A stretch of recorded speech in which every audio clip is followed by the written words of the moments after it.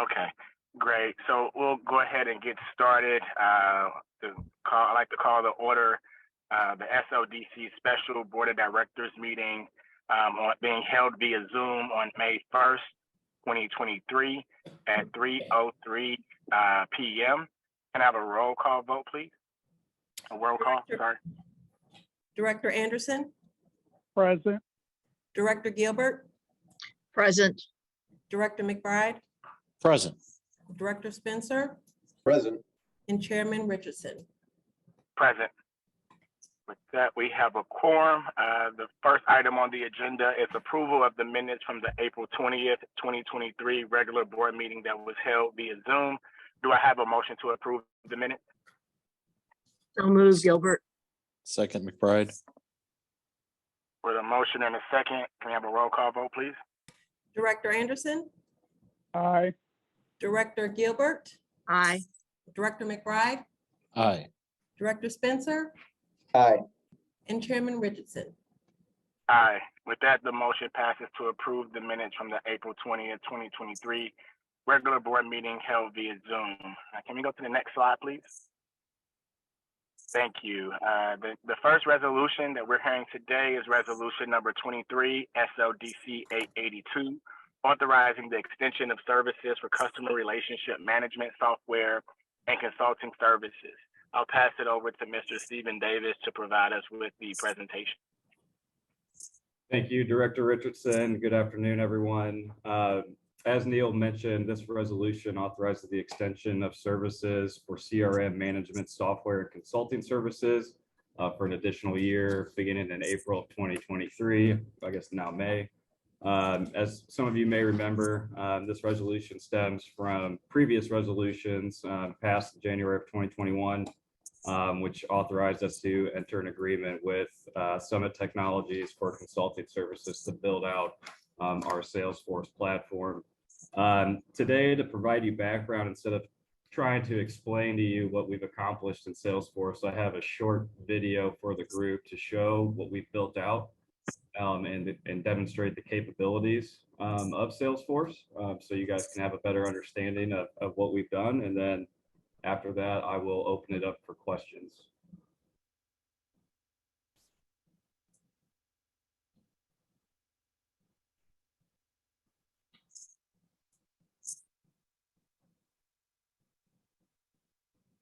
So hopefully everyone can see and hear this.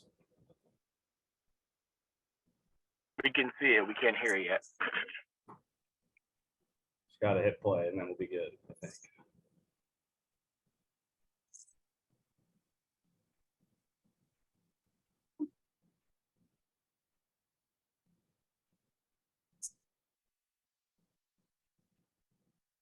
Sorry, I'm having a hard time getting the sound to connect.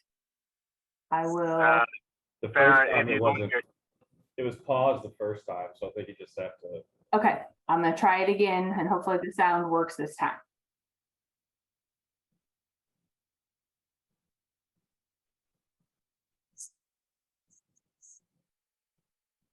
The public portal is designed to walk a user through the entire incentive project process from start to finish.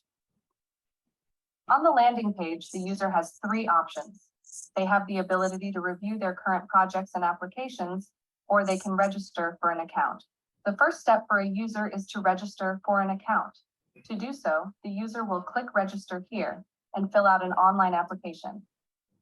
After the application has been filled out, the application will be reviewed and must be accepted by the St. Louis team.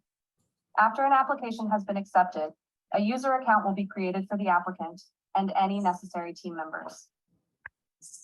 After a user is set up with an account, they will be able to log in and view the current status of their application. They can ask questions, upload requested documents, and provide additional information as needed throughout the entire project. The incentive project involves several steps. Application. Users register and provide relevant documents, including financial statements, property photos, and architectural drawings. Developer vetting. SLDC evaluates developers based on compliance with previous agreements and tax liabilities. Community benefits. Scorecard. Projects are scored based on program characteristics and site details. Projects must meet a minimum score to be eligible for incentives. Financial analysis, SLDC conducts a rate of return analysis to determine the potential return with and without assistance. The project's impact on taxing jurisdictions is also reviewed. Developer negotiations. Developers meet with staff to identify additional community benefits and modifications to improve their score. Neighborhood engagement. For projects over $25 million, a community engagement process is conducted. Introduction. The project is introduced to the Board of Aldermen and assigned to the appropriate committee. Committee. Members consider the redevelopment plan for approval. Perfection. The project and redevelopment plan are discussed and perfected on the floor of the Board of Aldermen. Mayor signature and ordinance number assigned. Designated developer. If the project goes through the LCRA or PIA board and costs over $1 million, the board will consider designating the developer as the redeveloper of the redevelopment area. Development agreement with DocuSign signature request. MWBE compliance and construction monitoring. SLDC monitors construction to ensure compliance with the redevelopment agreement and MWBE compliance. Activation of incentive. After construction, performance is evaluated and incentives are activated if in compliance with the redevelopment agreement. Reporting and compliance. Regular reports and documentation are required for ongoing compliance. The online portal guides both users and SLDC staff throughout the process, providing next steps, documentation, signatures, and more. Each step of the project requires different items from both the user and their team, as well as the teamwork of St. Louis Development Corporation, and the online portal guides both sides throughout the entire process, assisting in providing next steps, documentation, signatures, and much more. And internally, St. Louis team members will have the tools they need to complete their day-to-day business, managing these applications that have been submitted, as well as looking for more opportunities for the community. Here is the main dashboard for the St. Louis team. This homepage instantly describes the current flow of business and is completely customizable to each user. At the top of the page, you see different tabs or objects as they are referred to. The leads object is new registrations that are looking to move into your community.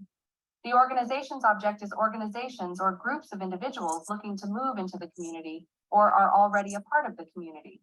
These differ from leads as organizations are typically vetted information, while leads may need more analysis. Contacts are the individual people at each of the organizations and share a direct link with the organizations. BREs are surveys that can be completed to ensure that members of the community are holding their promises in adding business to the community. Incentive projects are the projects we mentioned during the portal review. Programs are each of the grants and funding dollars used to fund the incentive projects. All of these objects together create a knowledge base of all of the activity that St. Louis Development Corporation is involved with on a day-to-day basis. If anyone needs to know what the status is of a project or who to contact when they need something, or even if they need to know when they were last contacted, the developer portal has all of the answers. Thank you for listening to the summary of the St. Louis Development Corporation's online self-service portal. I hope it has provided you with a good understanding of the process and how the portal can be used by both users and the St. Louis team. Thanks again, Sarah, for playing that video. And if you're not excited about Salesforce now after that invigorating video, I don't know what to tell you. But hopefully you get a clear understanding about how Salesforce can help us, clearly define the incentives process, not only for developers, but, folks in the community as well, and help us work more efficiently through projects. So with that, I'll open it up to any questions. Yeah, and thanks, Steve. Again, this is another way how we're starting to go through a digital transformation here at St. Louis Development Corporation, really providing the opportunity for developers to enter their information online, for it to be a transparent process, for the evaluation process to also be transparent, and then also have accountability to the community as the project gets underway. To ensure that it meets all of the obligations of the redevelopment agreement as passed into ordinance and negotiated, whether it's with LCRA, LRA, or our respective development boards. So again, this allows us to stay on top of all of the transactions we have in the pipeline, as well as those that have been closed out and currently under monitoring. So as Steve said, we'll definitely open it up to questions or comments from the group today. Yes, this is Director McBride. My memory is that we obtained Salesforce in the first place so that we could effectively communicate with our vendors who are also using the same platform. Does that still hold true? Yes, that is still the ultimate goal of Salesforce, is to manage not only these development deals, but contracts as well. And that's kind of why the second phase of investment is necessary, is to continue building out Salesforce so it works the way that we need it to. And you might be referring to the partnerships use of Yeah, Salesforce. yeah. And so we do have that connection as well. So our other economic development partners some of them do use Salesforce, and more of them are starting to as And well. I would add that, partner organizations have started coming to us for advice on how to build out their platforms and figure out how they can be more aligned with us. So I think, what we're doing is we're building a pretty impactful model for others to follow. So hopefully that helps answer your question as well. It does. And then are we recognizing savings in time and efficiencies from the use of this platform? Oh, absolutely. Given the fact that with the portal now, everything has to flow through a developer's register account, through the portal, and gets assigned directly to somebody, saves a lot of time and tracking down who has what. And then we're also to communicate directly with developers through the portal. So every communication is automatically documented. So that it kind of eliminates miscommunications and missing information. Very good. Thank you. Yeah, and it doesn't allow them to move through the process as well, either, without completing the necessary steps to get to the end. So it kind of keeps them responsible as well for maintaining the information.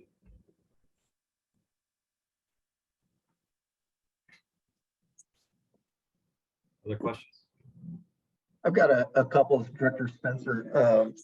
Looking at the scope of work and the fixed hours, do you feel like what you're trying to accomplish is doable in these 12 months at the cost? And wondering about all the consulting agreements and some of the other projects, the environmental projects, and just tracking of those. Is that included in this scope, or is this specifically just for developers and development projects? Yeah, so the next phase is for, those environmental projects, tracking ARPA dollars and other projects. So we're basically done with the developer portal. So that was Okay. kind of phase one. So we're moving, the video is to show you what's been accomplished, and now we're ready to move on to the next phase to include more departments in SLDC and get them on board with Salesforce. Does that include LRA and maybe other partner organizations too? Yes, that is something we're looking at, is figuring out how to integrate, manage, keeping property information within Salesforce, and again, aggregating all these different data sets into one place. So that's definitely part of it. Well, Yeah, and Director Spencer. Yeah. Sorry to interrupt. I just want to say CityWorks is kind of more of the LRA focused platform because it's integrated with the city. The reason why we're leveraging CityWorks for LRA and really understanding the status is because we're able to speak directly with the building division. So it's not just the property that's owned by LRA, but also the property that's privately owned. So CityWorks allows us to track that information, but we will have projects. For example, if there's a project that's in the LRA inventory that we have identified for redevelopment opportunities or start to market that will be put into the Salesforce platform as one of the priority projects for marketing to identify a developer for redevelopment opportunities. So that's one way that we're tracking the projects and the programs through the Salesforce platform itself. But the inventory itself would sit in CityWorks for LRA, just so it can speak to the building division. I think that's a good point, Neil, and thanks for highlighting that, is that within the portal, when a developer logs in, they can click on a tab to see what our priority projects are and kind of shop through them that way. So, we'll have ways to be proactive in marketing our projects through Salesforce.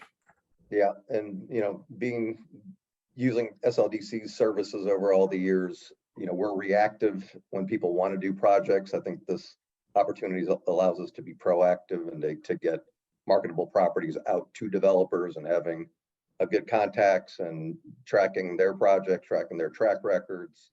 So it's all positive. I just finished writing up a renewal, an option renewal on a piece of paper for LRA that I've got to bring a check down to to LRA tomorrow. So anything we can do to facilitate and build some efficiencies in, I'm all for it. Absolutely.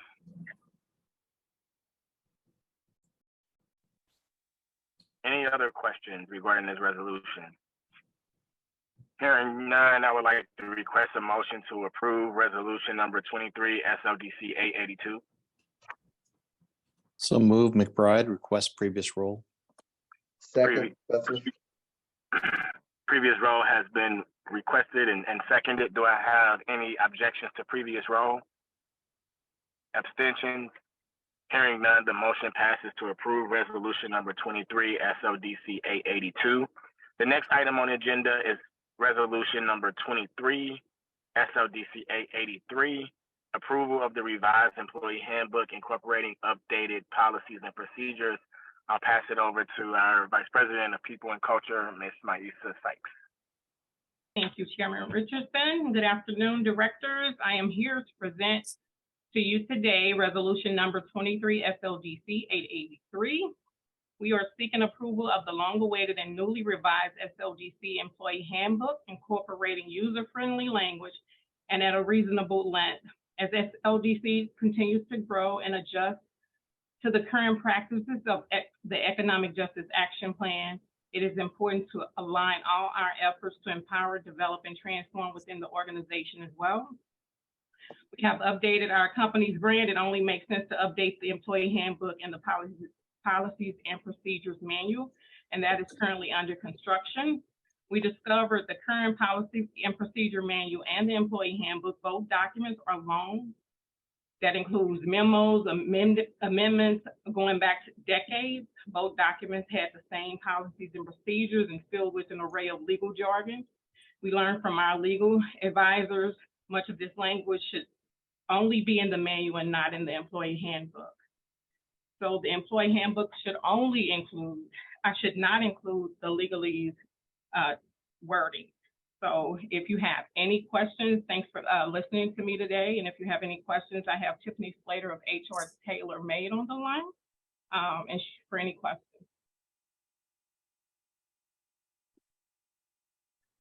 Thank you, Maisa. Any questions from the board of directors in regard to the employee handbook? I believe Commissioner Spencer's hand is raised. Oh, I'm sorry. Go ahead, Director Spencer. Just a few comments. One, that 6-month introductory period I thought was really a great idea. I wondered on page 13 if the group coverage needs a limit going forward after somebody is not working for SLDC. If there's like a 6-month, 12-month, 18-month on when your SLDC is willing to cover the insurance with them paying for it. Just something to think about. Also with the sick days, did you guys consider just doing PTO instead of the sick days? Yes, we have considered that, and I believe that's something we've talked about and definitely need to update in terms of PTO and just make it all PTO instead of the sick and all the other time off requests. Okay, yeah. In the handbook that was delivered, the PTO was still a part of the package. Mm-hmm. So I don't know if we're approving this handbook today or if it's something that's still under. Director Spencer, we are approving the handbook today in its form in which it was presented to the directors. However, this is a living document. We haven't had a full updated handbook since the 80s. So being able to get a new handbook adopted by the board and then making recommendations for changes as we continue to understand how these new policies impact employees as well as the administration policies of SLDC and the financial impacts, always open to changes and revisions. So but today we're asking for approval of this handbook, and with more amendments to come as we move through the next fiscal year. Okay, there was just one other comment I have was with the exempt employees that said that they would not need to fill out timesheets. And I know we've got a lot of ARPA and CDBG grants, and in that case, that time needs to be tracked. So that's something that may be considered an adjustment too. And I'm happy to put this in an email and send that over for the future. I don't think these are any critical changes, but some things to think about. No, for sure. I appreciate that, Director Spencer. And we do track by percentage of time individuals spend on various ARPA programs, CDBG funding, and otherwise. And we report that back to CDA and our respective departments to ensure that we are following within their policy too, and managing our budget effectively as well to match that. Thank you. Any other questions, comments, or concerns? In the I would also like to parental, recognize. So go ahead, please. in the parental leave section, is that's for both partners in a relationship? Is that accurate? That is. To have the full 12 weeks? Okay. There's some capitalized terms that I'm not finding a definition, so I thought that was the intent, but just wanted to verify. That's all I have. Thank you. Thank you. Just really quickly, I do want to recognize we have hired a new Senior Vice President of Human Resources. Miss Kelly King has joined the organization. Her first day was it? I think it was 2 weeks ago now, Kelly. 2 weeks ago today, April 17th. Yep, 2 weeks ago today.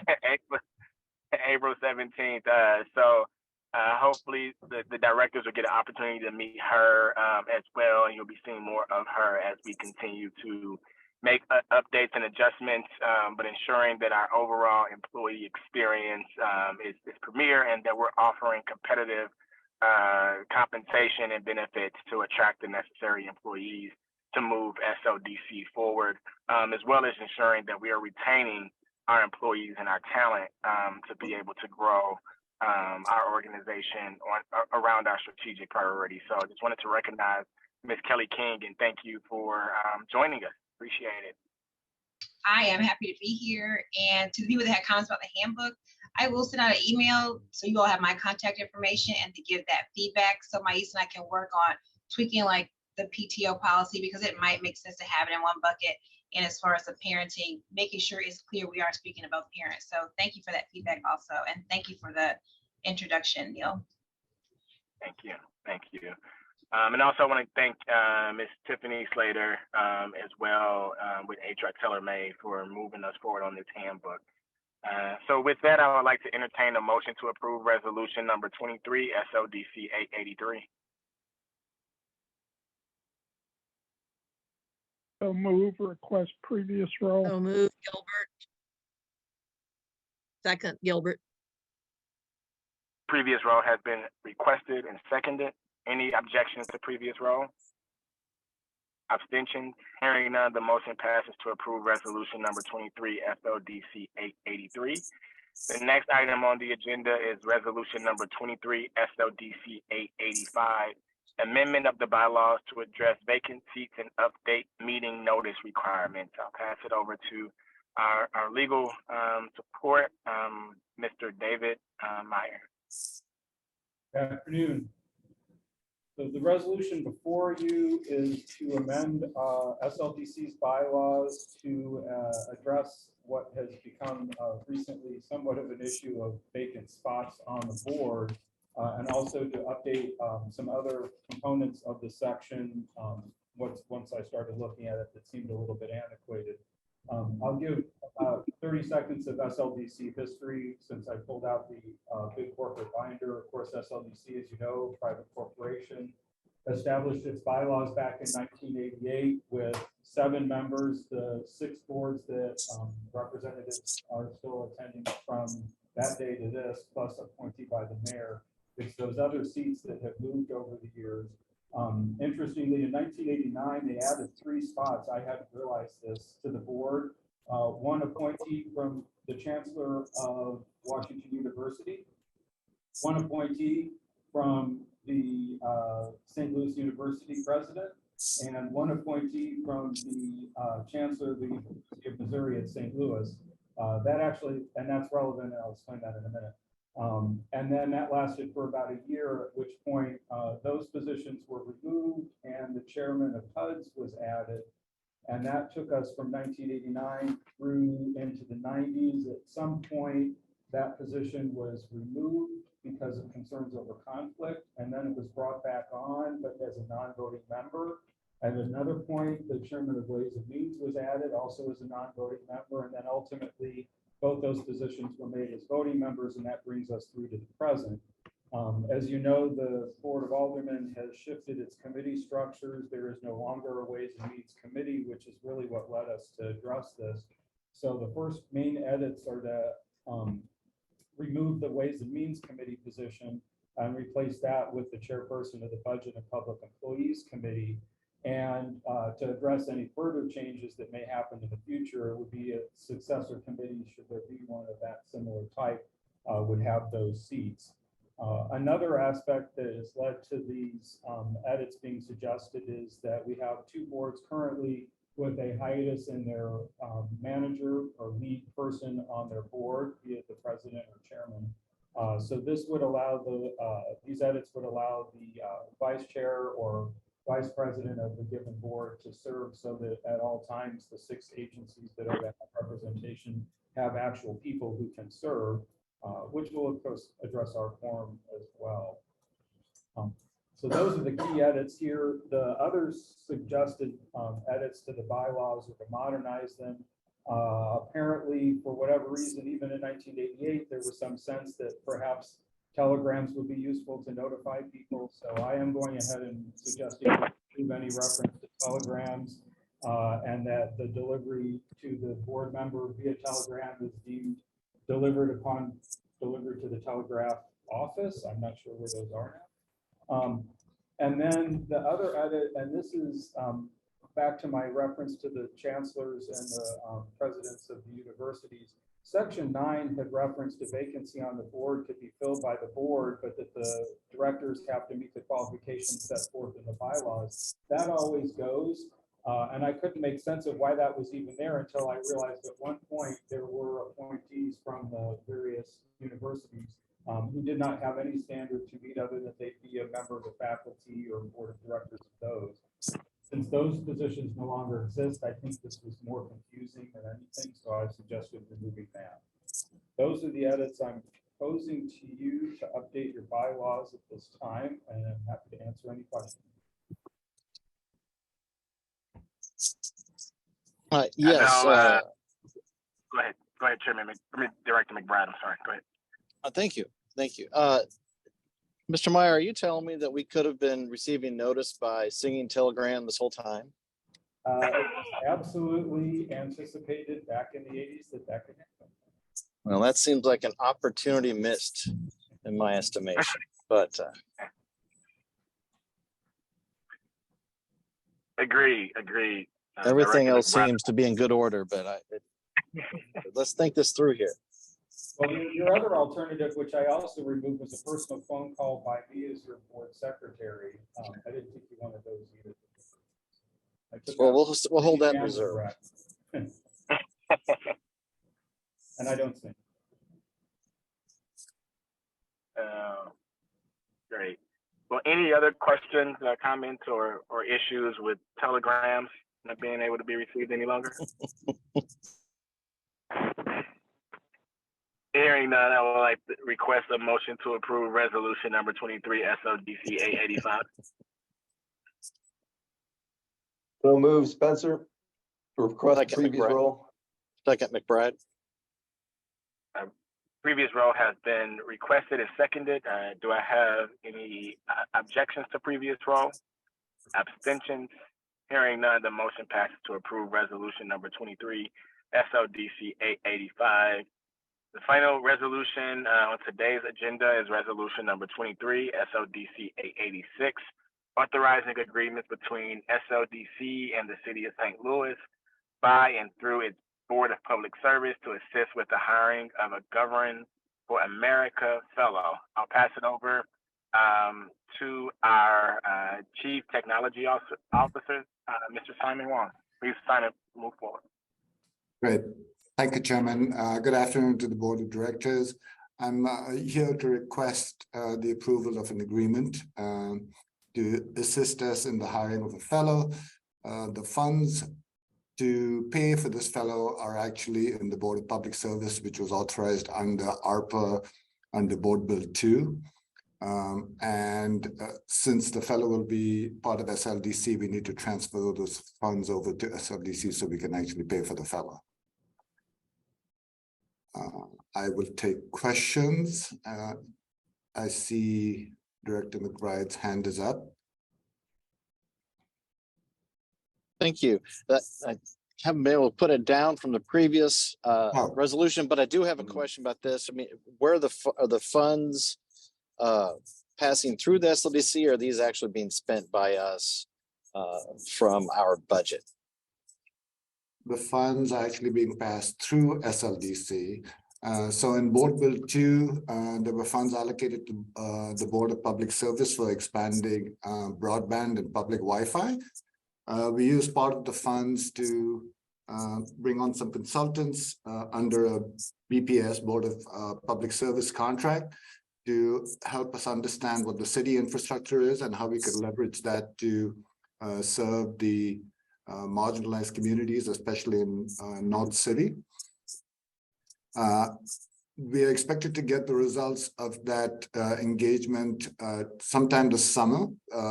And not only does the output aim to talk about projects which would expand connectivity or the internet, but a lot of it is going to be focused on building coalitions between partners in the region that are already providing things like digital literacy education. And it's a large component of both Mayor Jones's platform and Economic Justice Action Plan to train up the residents and provide internet where possible. And so this fellow, the intent of this fellow is to help manage the list of projects that would come out of the initial study, so we can make a dent in this ongoing issue in the region. And then what are the qualifications you're looking for to fill this position? Yeah, so primarily some exposure to internet and technology, but I think the primary qualifications are around stakeholder engagement and coalition building, maybe understanding some sort of government policy, some project and program management.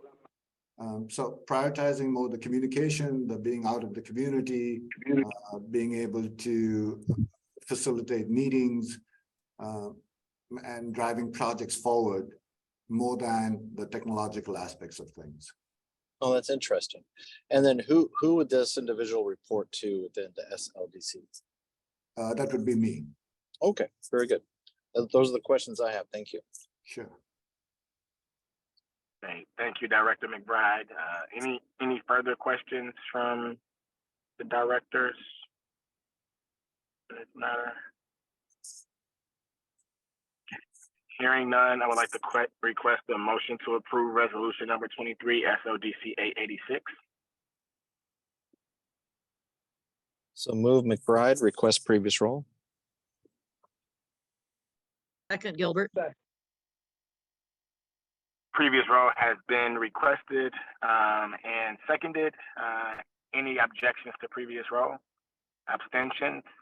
Hearing none, the motion passes to approve resolution number 23 SLDC 886. At this time, the only item I wanted to bring to the director's attention from our last meeting is that we held an all-staff employee meeting last Friday. We had about 80 employees attend the meeting. We did health and wellness training, meditation training for our employees to ensure that they're managing their stress levels Also provided updates on the organizational chart and the handbook and our new benefits to our employees. Again, making sure that we're centering the health and wellness of our employees and their experience, as they will be the front line for much of the work that we are moving forward within our organization, in partnership, obviously, with community members, stakeholders, as well, and public officials. So I just wanted to inform the board of directors of that meeting. We plan to hold those meetings on more of a quarterly basis, ensuring that all our staff are getting updates on our strategy priorities, ensuring that they understand how they connect and how their work ultimately helps move our mission forward of empowering, developing, and transforming the city of St. Louis to a more vibrant, just, and growing economy where all people can thrive. So it's really exciting. Again, I'm really excited about Kelly King coming on board to lead our human resources as we move forward. So with that, the next scheduled meeting for the SLDC Board of Directors is Thursday, May 18th, 2023 at 8 a.m. That will be held also via Zoom. So again, appreciate everyone's time and making this work out for everyone, for us to have our special board meeting today to move forward on some important business matters. With that, if there's no other questions or comments, I would like to entertain a motion to adjourn. So move. So move, Gilbert. Moved and seconded. Thank you, directors. I'll see you May the 18th. Have a good day. Bye-bye.